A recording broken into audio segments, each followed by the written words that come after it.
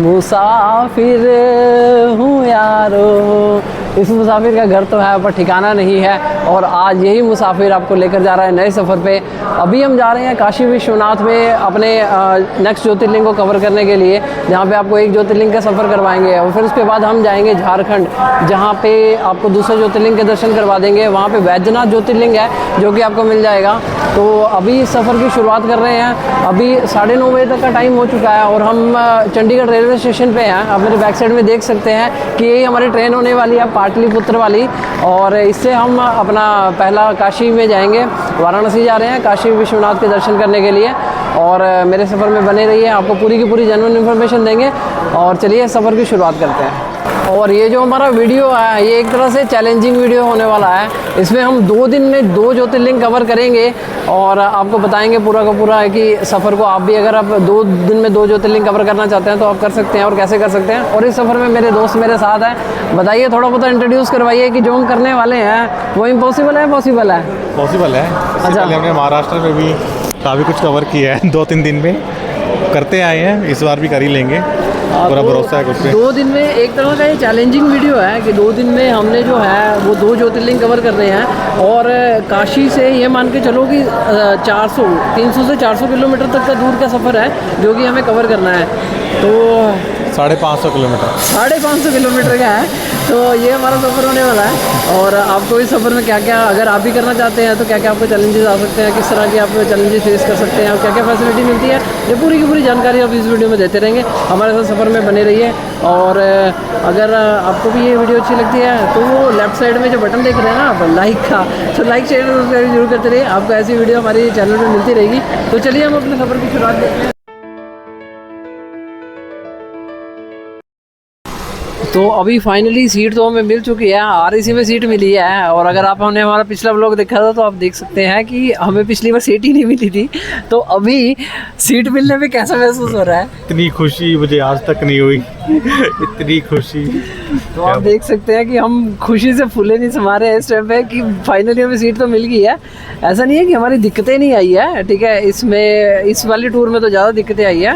आपको मैं बता दूं कि इस टाइम पे द मेन रीज़न मैं आपको ये स्क्रीनशॉट शेयर कर रहा हूँ कि सबसे बड़ी दिक्कत तो ये आई है कि यहाँ पे मैंने छुट्टी अप्लाई की अपने ऑफिस में और छुट्टी जो है वो डिसअप्रूव होगी मेरी।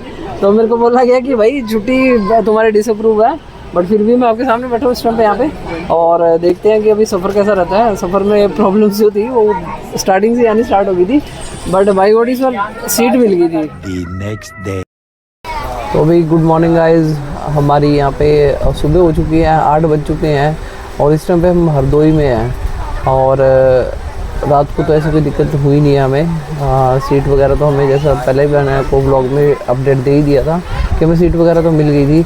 अभी हरदोई पहुंच चुके हैं, ट्रेन एग्जैक्टली हमारी टाइमली है और ऐसा कोई दिक्कत नहीं हो रही है। अभी व्लॉग का ये अपडेट है कि अभी हरदोई से हम थोड़ा सा ही दूर हैं और हमारी जो ट्रेन है वो सुबह 8 बजे की, जैसा हमने आपको अपडेट पहले भी दिया था, 8 बजे की हमारी जो ट्रेन रुकी हुई है वो विदाउट एनी रीज़न हो चुका है। 9 बज चुके हैं, ये हमारी ट्रेन है यहाँ पे और 1-1.5 घंटा हो चुका है। आप देख सकते हैं, पूरा कवर करवा दो पूरी की पूरी जहाँ की हमारी जर्नी है। ये देख सकते हैं आप कि अभी हम खेतों में रुके हुए हैं यहाँ पे और पता नहीं कि कब तक हमारी जो ट्रेन है वो रुकी रहेगी, कुछ बता नहीं सकते हैं, रीज़न भी कुछ नहीं पता है। हमने तो ये सोचा था कि शायद ट्रैक चेंज होना होगा तो इसलिए शायद एक जो है ट्रेन चेंज होनी होगी। आपको बताएंगे कि कब तक हमारी कैसी रहेगी जर्नी और कब तक ट्रेन रुकी रहेगी, इसका तो हमें कुछ पता नहीं है, बट आप एंड तक बने रहिए, आपको पूरी की पूरी जानकारी देते रहेंगे। और फाइनली 2 घंटे बाद हमारी जो ट्रेन है फाइनली यहाँ से चल पड़ी है और हम अपने सफ़र को कंप्लीट करने के लिए निकल चुके हैं।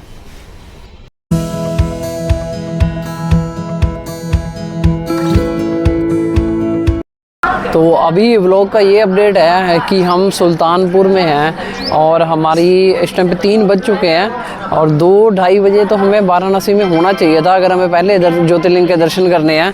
इस टाइम पे हमारे एक्सप्रेशन और मेरे दोस्त के एक्सप्रेशन से आप समझ सकते हैं कि हम कितना ज़्यादा परेशान हैं, क्योंकि इस टाइम तक तो हमारे जो दर्शन है वो हो जाने चाहिए थे। 4 घंटे का जो लेट है, ठीक है, उसमें मेरे को नहीं लगता कि आज जो हमारे पहले ज्योतिर्लिंग के दर्शन है वो हो पाएंगे। क्या लगता है कि हमारे आज ज्योतिर्लिंग के दर्शन हो जाएंगे?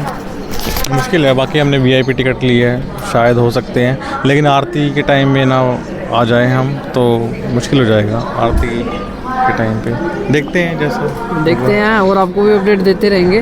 बट ये जो सुल्तानपुर वाली आप देख रहे हैं ना, पाटलिपुत्र वाली जो है, ठीक है, ट्रेन है, ये हमेशा से हमें किसी बंदे ने बताया गया था कि लेट ही चलती है। और अभी भी यहाँ से 2 से ढाई घंटे का जो वॉच टाइम है वो हमें करना पड़ेगा यहाँ से।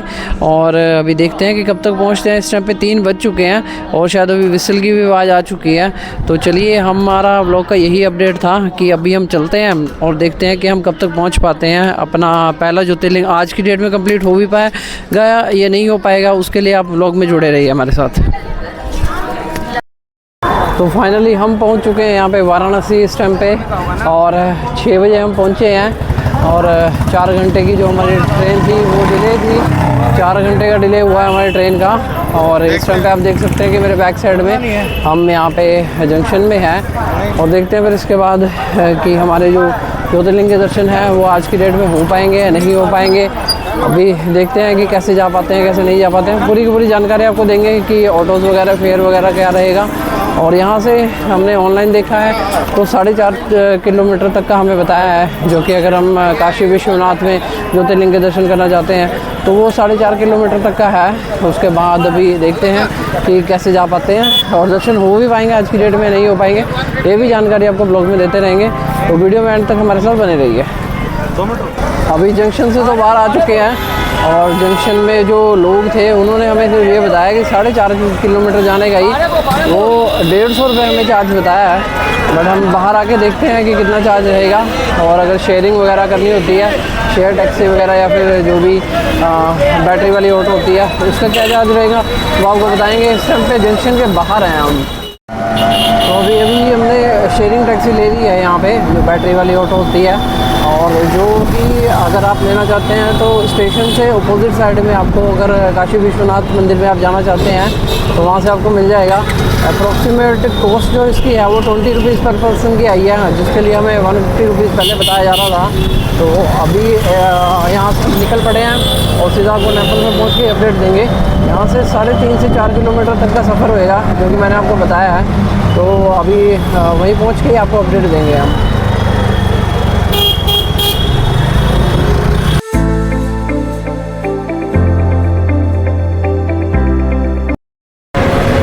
अभी इसके बाद जो हमारा ज्योतिर्लिंग होने वाला है, ठीक है, उसके बारे में हम आपको थोड़ी सी जानकारी दे देंगे। हमें झारखंड के ही पर्सन मिल गए हैं जो कि हमें पूरी की पूरी जानकारी देंगे। तो आप हमारे व्यूवर्स को बताइए कि झारखंड की जो जहाँ पे हम ज्योतिर्लिंग के दर्शन करने जा रहे हैं उसकी क्या महत्वता है और क्या मान्यता है। हर हर महादेव बोल बम। जैसा कि मैं आपको बताना चाहूँगा, ये जो हम झारखंड में आप आ रहे हैं, उस मंदिर का नाम रावणेश्वर है। यानी ये ज्योतिर्लिंग जो है, जिसको बाबा बैद्यनाथ नाम के नाम से भी प्रसिद्ध है। बट जो ये इसके पीछे पौराणिक कहानी ये है कि जब जो रावण है वो कठोर तपस्या करने के पश्चात जब शिव जी उनको अवतरित हुए, अवतरित होने के पश्चात जब उनको आशीर्वाद रूपी बोला गया कि आपको क्या चाहिए, तो रावण ने जो है शिव शंकर महादेव, हर हर महादेव बैद्यनाथ धाम से यही मांगा कि बाबा आपसे मेरा चरण स्पर्श है, आपसे मेरी विनती है कि आप मेरे साथ मेरे महल पे चलो और मैं आपकी वहाँ पे पूजा उपासना कर सकूँ। तत्पश्चात महादेव, शिव शंभू, जिन्हें हम भोलेनाथ भी कहते हैं, वो भोले हैं, उन्होंने कहा कि ठीक है मैं तो चलूँगा। बट वो तो है त्रिलोक के स्वामी। अब वो स्वामी तो हैं, तो उनके पीछे क्या है कि उन्होंने एक उनके पास अपना एक मंत्र तो रखा कि ठीक है तुम्हारे, मैं तपस्या से, घोर तपस्या से बहुत प्रसन्न हुआ, परंतु मैं तुम्हें एक ही शर्त पे ले जाने की अनुमति प्रदान करूंगा कि मेरा जो ये शिवलिंग है ये तुम्हें मार्ग में कहीं पर भी जो है ज़मीन पे नहीं रखना है, भूमि पे नहीं रखना है। उन्होंने कहा ठीक है। रावण तो प्रचंड ज्ञानी, बट कहानी यहाँ पे क्या होती है कि रावण को लघु शंका आ जाती है। अब लघु शंका आने के पश्चात क्या है कि वो चारों ओर ढूंढते हैं तो उन्हें कोई नहीं मिलते। बट एक चरवाहा जो कि अपने मवेशी को लेकर के चरवाहा जा रहा था, उन्होंने बताया कि ठीक है लाओ मैं पकड़ लेता हूँ। बट यहाँ पे तो जब शिव शंकर महादेव ने कोई बात रखी है तो उसके पीछे तो जरूर कोई बात होंगी। तो उन्होंने कहा कि मैं रख लेता हूँ, तो वो मवेशी जो चरवाहा थे उन्होंने उन्हें पकड़े रखा। लेकिन रावण को जो लघु शंका आई थी वो इतनी, इसीलिए कहा जाता है, एक कहावत आप लोगों ने सुना होगा कि कभी कोई बहुत देर तक लघु शंका करते रहता है तो बोलते क्या रावण बन गए हो क्या। तो इसके पीछे यही कहानी है, ये मुहावरा के पीछे, कि वो जो लघु शंका घंटों करते रहे और चरवाहा जब नतमस्तक हो गया तो उन्होंने उन्हें ज़मीन पे विराजमान कर दिया शिवलिंग को। अब वो ज़मीन पे जब विराजमान हो गए, उधर से रावण जब लौटे तो उन्होंने देखा कि अरे ये तो ज़मीन में विराजमान हो गए। अब विराजमान होने के पश्चात क्या है कि उन्होंने प्रयत्न किया, लाखों प्रयत्न किया, बट वो शिवलिंग को वहाँ से टच से मस ना कर सके। और रावण जो है लास्टली प्रणाम करके अपने महल की ओर चल पड़े। तभी से जो है वहाँ पे वो शिवलिंग विराजमान हो गया, जिसका नाम बाबा बैद्यनाथ धाम बोला जाता है, पर उनका रियल नाम रावणेश्वर है। हर हर महादेव, जय श्री शंकर। तो यही थी जो स्टोरी थी जो कि मैं आपको शेयर करना चाहता था, जिनको नॉलेज थी और मेरे व्यूवर्स तक भी ये जो नॉलेज है पहुँचाने के लिए बहुत बहुत धन्यवाद। अपना नाम बता दीजिए, क्या है? मेरा नाम सन्नी कुमार सिंह है। अच्छा, तो ये झारखंड से हैं सन्नी कुमार सिंह। सन्नी कुमार सिंह जी, तो इन्होंने आपको बहुत अच्छी इन्फॉर्मेशन दी है। और यही अगर आपको वीडियो अच्छी लगे तो लाइक शेयर सब्सक्राइब जरूर करते रहिए। लाइक सब्सक्राइब जरूर करें। हर हर महादेव। ये ऑटो वाले ने हमें आधा किलोमीटर पहले ही उतार दिया था और उसके बाद हमें वॉकिंग डिस्टेंस करके जाना पड़ेगा यहाँ से। और कितना डिस्टेंस होएगा ये मैं आपको बता दूँगा यहाँ पे। और जो पूरी की पूरी स्टोरी थी बैजनाथ उसकी ज्योतिर्लिंग की, बैजनाथ ज्योतिर्लिंग की जो पूरी की पूरी स्टोरी थी वो किसी एजुकेटेड पर्सन ने हमें बताई। तो आपको पूरी की पूरी नॉलेज मैंने पहले दे दी है कि उससे पहले कि हम वहाँ पे बैजनाथ जो ज्योतिर्लिंग के दर्शन करें। तो अभी तो हम काशी विश्वनाथ में ज्योतिर्लिंग के दर्शन करने जा रहे हैं। और आप देख सकते हैं यहाँ पे कि भीड़ बहुत ज़्यादा है इस टाइम पे, क्योंकि शाम का टाइम हो चुका है, शाम के 6 बज चुके हैं। और अभी देखते हैं कि दर्शन हो पाते हैं नहीं। और 8:30 बजे तक तो जो हमें है अपनी नेक्स्ट ट्रेन जो है वो कैच भी करनी है यहाँ से। तो चलिए अभी हम अपने दर्शन करते हैं और आपको इन्फॉर्मेशन भी देते रहेंगे। और यहाँ ऑटो वाले ने हमें इसलिए उतारा है क्योंकि मैं आपको बता दूँ कि यहाँ पे सिर्फ जो लोकल पर्सन है जो रहते हैं यहाँ पे, सिर्फ वही जो अपनी व्हीकल्स है वो लेके जा सकते हैं। या फिर यहाँ पे कहते नहीं है जो मैनुअल रिक्शाज़ है वही अलाउड है यहाँ पे। यहाँ पे बैटरी वाली जो ऑटोज़ है वो चल नहीं सकती है, क्योंकि ये पैदल ही प्रेफर किया गया है, क्योंकि ये मेन मंदिर वाली ही रोड है, यहाँ से ही सारे जाते हैं। और आपको मैं साइन बोर्ड भी दिखा देता हूँ ऊपर, आपने देखा कि यहाँ से हमें पता लग जाता है कि सीधा काशी विश्वनाथ मंदिर जो है वो सीधा ही है।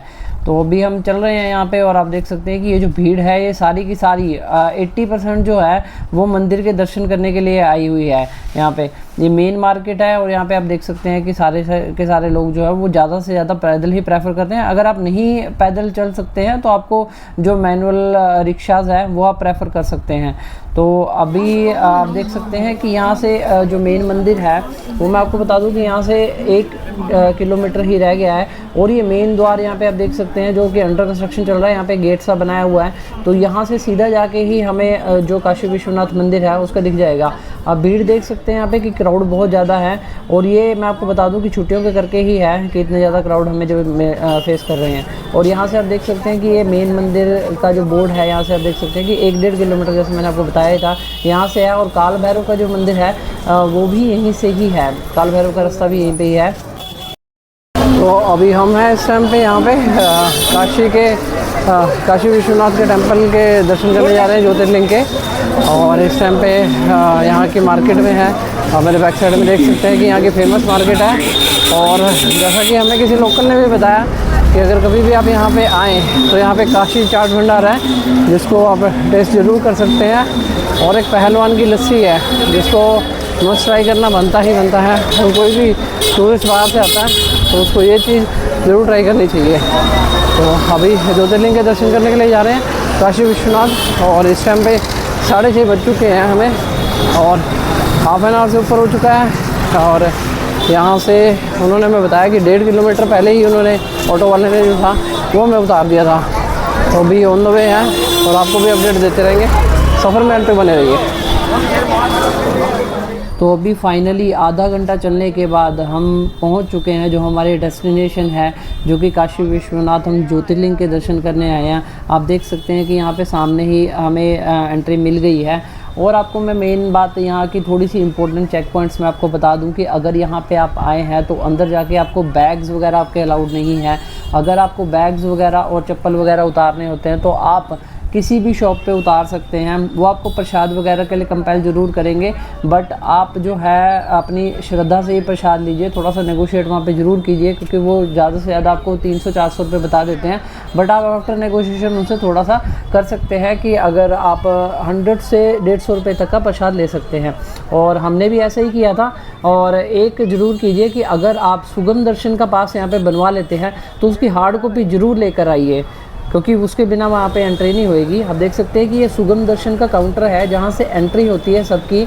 अगर आप यहाँ की टिकट ले लेते हैं जो कि आपको 350 रुपये की पड़ेगी, तो आपके विदिन हाफ एन आवर में ही दर्शन हो जाते हैं। जनरल दर्शनों की मैं बात करूँ तो उसके लिए कम से कम आपको 2 से 3 घंटे लग जाएंगे।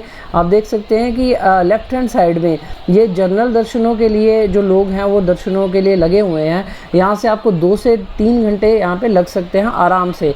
चाहे आप किसी भी टाइम पे आएँ, मॉर्निंग के टाइम पे आएंगे तब भी आपको 2 से 3 घंटे लग जाएंगे। और अगर आप और किसी टाइम पे आते हैं तो मोर टाइम भी लग सकता है आपको। बट हमने यहाँ पे सुगम दर्शन का पास जो था वो हमने जनरेट करवा लिया था। आप देख सकते हैं सामने यहाँ पे जो मैं आपको जूम इन करके दिखा रहा हूँ, यहाँ पे सुगम दर्शनों की लाइन होती है और वहाँ पे आपके इजीली जो है वो दर्शन हो जाते हैं। और ये मेन काउंटर है, यहाँ पे फ़ोन्स वगैरह जो है वो आप जमा करा सकते हैं। अभी फाइनली हमारे जो है दर्शन हो चुके हैं और मैं आपको वो जो अंदर का टेम्पल का एटमॉस्फेयर है वो मैं आपको दिखा रहा हूँ कि यहाँ पे आप फ़ोटोज़ वगैरह अगर क्लिक करवाना चाहते हैं तो करवा सकते हैं। और ये है ज्योतिर्लिंग के दर्शन जिसके लिए हम इतनी दूर से आए हैं। मैं आपको भी दर्शन करवा रहा हूँ। और अब यहाँ से एग्ज़िट ले लेते हैं। आप देख सकते हैं कि वे टू एग्ज़िट वाला बोर्ड जो है वो यहाँ पे लगा हुआ है और यहीं से हम मंदिर के लिए एग्ज़िट हो जाते हैं। और ये जो मैंने आपको बताया था कि स्पेशल पास जो था सुगम दर्शनों वाला, और यहाँ से हम एग्ज़िट कर रहे हैं और अपनी नेक्स्ट डेस्टिनेशन के लिए चल पड़ेंगे। और ये सामने से यहाँ से अगर आप दर्शन करना भी चाहते हैं तो कभी कभी यहाँ से भी दर्शन हो जाते हैं। आपके प्रवेश मार्ग ये भी खोल देते हैं, ये ओपन कर देते हैं जब भीड़ नहीं होती है तो ये मंदिर का अंदर का जो एटमॉस्फेयर है। इसके बाद हम अपनी नेक्स्ट डेस्टिनेशन के लिए चल पड़ेंगे और आपको भी कवर करवाते रहेंगे, तो एंड में बने रहिए हमारे साथ। फाइनली हम दोनों के जो दर्शन है वो हो चुके हैं। और कैसा रहा भाई एक्सपीरियंस? अच्छा रहा, बहुत अच्छे दर्शन हो गए सुगम पास की वजह से। सुगम पास की वजह से दर्शन अच्छे हो गए। बट एक आपको बता दें कि अगर आप कभी भी सुगम पास बनवा लेते हैं यहाँ पे तो फ़ोन वगैरह अलाउड नहीं होते हैं, तो इसीलिए आपको प्रिंट आउट जो है वो ज़रूर लेके आना चाहिए यहाँ पे सुगम पास का। नहीं तो आपको फिर बाद में दिक्कत हो जाती है।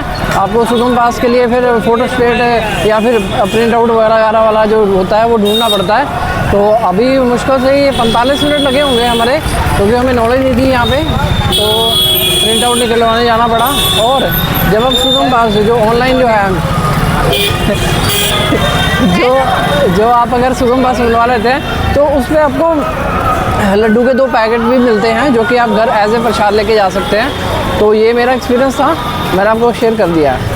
तो अभी यहाँ से हम स्टेशन के लिए जा रहे हैं और जहाँ से हमने नेक्स्ट डेस्टिनेशन हमने झारखंड जाना है। यहाँ पे वैजनाथ ज्योतिर्लिंग के हमने दर्शन करने हैं, तो ये हमारा नेक्स्ट डेस्टिनेशन होएगा। यहाँ से शॉर्टकट बताया है कि जहाँ पे दर्शन होते हैं उससे सीधा स्ट्रेट चले जाइए। और यहाँ से कहते नहीं है कि स्ट्रेट जाने पे 1 किलोमीटर आपको पैदल चलना पड़ेगा। बाकी ऑटो वाले से हमने पता किया था तो ऑटो वाला तो हमें बताता कि 100 रुपये लगेंगे। हमने उनको बोला कि भाई 20 रुपये में आया, तो बोलता कि आप पैदल ही चले जाइए। तो ये अभी तक का एक्सपीरियंस था, ठीक है। और उसके बाद हम झारखंड जा रहे हैं यहाँ से, तो अभी मिलेंगे आपको नेक्स्ट वीडियो में। तो आपको बताते रहेंगे कि वहाँ तक का हमारा सफ़र, अब जर्नी वहाँ तक की स्टार्ट होगी जो हमारी झारखंड की जर्नी है, तो उसके लिए आपको बताएंगे। और रेलवे स्टेशन से हम आपको अपडेट देंगे। तो झारखंड के लिए आप मेरे पार्ट 2 को चेक कर सकते हैं। झारखंड व्लॉग के लिए आप मेरे पार्ट 2 को ज़रूर देखिए, ताकि हम आपको दूसरे ज्योतिर्लिंग के भी आप कैसे दर्शन कर सकते हैं वो आपको बताएंगे पूरे के पूरे। तो आपको ये व्लॉग कैसा लगा आप मेरे को बता सकते हैं। मिलेंगे आपको नेक्स्ट वीडियो में, तब तक के लिए बाय बाय।